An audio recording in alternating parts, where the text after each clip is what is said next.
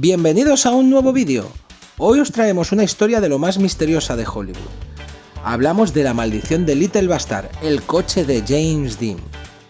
Si tuviéramos que extraer una moraleja del accidente que se cobró la vida de James Dean el 30 de septiembre de 1955, poco tendríamos que decir, porque en realidad fue un suceso bastante desafortunado. Durante el rodaje de la película Rebelde sin causa, James Dean adquirió un Porsche 550 Spyder. El Spyder fue personalizado por Josh Barris, posterior diseñador del Batmóvil, quien le pintó el número 130 y fue bautizado como Little Bastard por Bill Hickman, un corredor amigo personal de James Dean, que formó parte de su equipo como instructor y especialista en rodajes de escenas peligrosas con coches. El mote Little Bastard venía de una broma que tenía Dean, ya que Hickman le llamaba Little Bastard y Dean a él Big Bastard. El fatídico accidente ocurrió el 30 de septiembre de 1955, cuando se dirigía a las carreras de Salinas, en California, poco después de terminar el rodaje de Gigante. Por la mañana preparó el coche con su mecánico Roll Butteridge en el taller de Barris y al mediodía pensaba trasladar el coche remolcándolo con un coche familiar que Dean tenía para tal labor, un Ford Country Squire Woody Station Wagon. En el último momento, Dean cambió de idea y decidió conducir el Spyder él mismo hasta Salinas, para familiarizarse más con el vehículo. De copiloto iba el mecánico y detrás le seguía en el Ford Country Bill Hickman con el fotógrafo Sanford Roth, que quería hacer un reportaje sobre las carreras de Dean. Sin saberlo, iba a documentar con sus imágenes el último viaje del actor. Ambos vehículos fueron multados por saltarse el límite de velocidad de 90 km/h, circulando a más de 100 a las 3:30 al pasar por el condado de Kerr. De aquí surgió la teoría de que el posterior accidente se debiese a un exceso de velocidad. Tras repostar en Lost Hills en una gasolinera, Dean bajaba por la ruta 466 cerca de Clolane entre las 5:30 y las 6 menos cuarto. Colisionaba frontalmente con un Ford Custom Tudor Coupé del 50 que se saltaba un ceda al paso al girar a la izquierda, para salirse a la ruta 41, y al parecer no había visto el coche de Dean. El Custom Tudor lo conducía un estudiante de 23 años, Donald Turpside, que declaró a la policía no haberse percatado de la presencia de otro coche, quedando en libertad y tras examinarse el caso un juez, libre de cargos. Tal vez el Spyder, un coche de altura muy baja y de color gris, se mimetizó con el asfalto. Lo último que dijo Dean a su adormilado copiloto era que el Ford les había visto y tenía que parar, al tener ellos preferencia, por lo que no aminoró. Una sencilla costumbre que hubiera salvado la vida a Dean. Turpside solo concedió una entrevista a lo largo de su vida sobre el suceso. Fue a las pocas horas del accidente, relatando que cuando colisionaron pudo ver claramente un cuerpo salir lanzado sobre el parabrisas de su Ford, lo que demuestra el efecto de un impacto a cierta velocidad. En las fotos de su vehículo se aprecia un golpe en el cristal del Ford. 7 días antes del fatídico accidente, Dean se encontró a la salida de un restaurante con el actor Alec Guinness. Le enseñó el Spyder y Alec, que encontró un punto siniestro en aquel coche, le dijo literalmente: "Si te subes a ese coche te encontrarás muerto en él de aquí a una semana". Aquí empieza oficialmente la maldición de Little Bastard. Según una entrevista concedida por George Barris, no solo Guinness tuvo un mal presentimiento sobre el coche.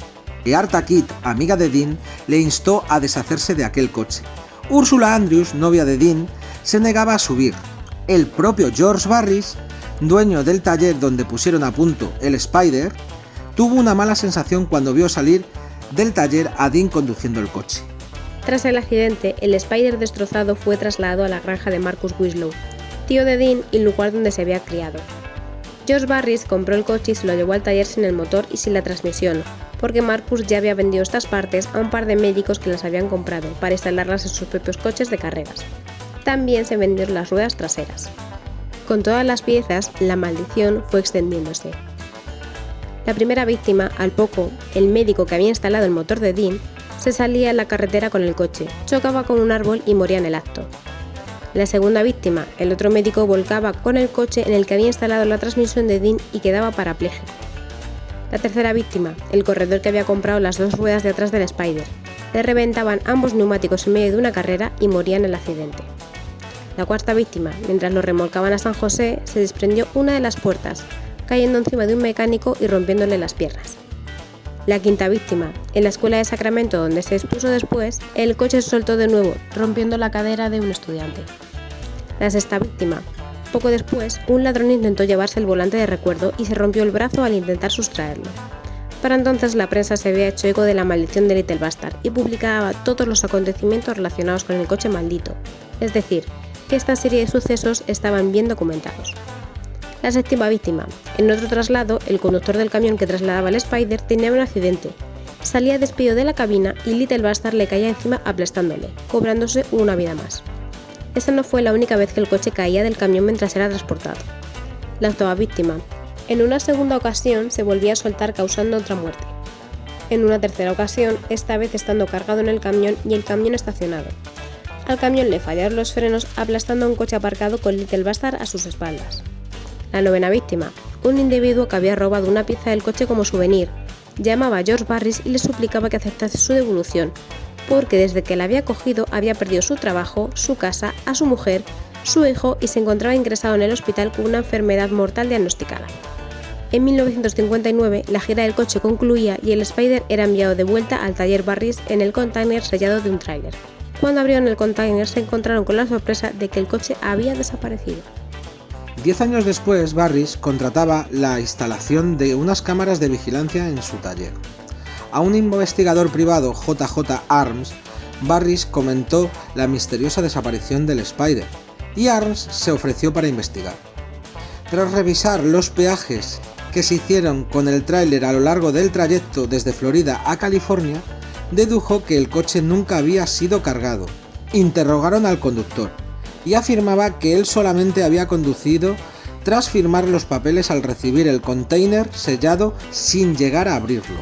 Con el paso de los años se llegó a ofrecer $1 millón por la recuperación del coche, pero nunca ha aparecido de nuevo. Jamás se conocerá el reguero de muerte que seguirá dejando. Pues hasta aquí el vídeo de hoy. Recordad que si os ha gustado, suscribiros, darle al like, compartir y muy importante, darle a la campanita. Nos vemos en el próximo vídeo. ¡Hasta luego! Adiós.